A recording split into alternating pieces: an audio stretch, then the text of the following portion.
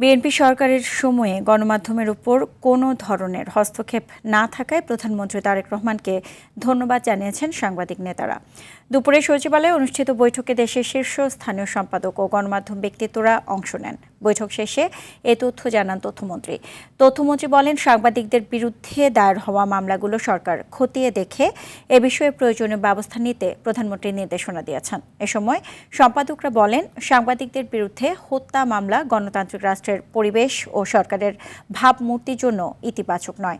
তারা আরও জানান, বিভিন্ন মামলায় জড়িত 284 জন সাংবাদিকের একটি তালিকা প্রধানমন্ত্রীর কাছে হস্তান্তর করা হয়েছে এবং প্রধানমন্ত্রী তা গ্রহণ করেছেন। আমরা সেইটাকে গ্রহণ করেছি।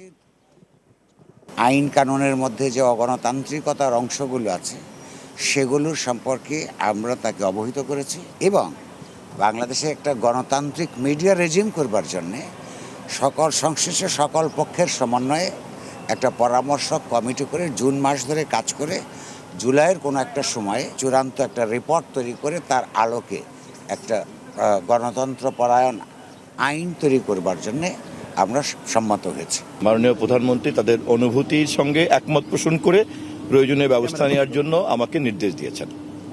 আর একই সঙ্গে গত সরকারের গঠন থেকে এই পর্যন্ত কোনো ধরনের কোনো হস্তক্ষেপ সরকারের পক্ষ থেকে না থাকার কারণে মাননীয় প্রধানমন্ত্রীকে সম্পাদক পরিষদ সর্বসম্মতক্রমে অভিনন্দন জানিয়েছেন।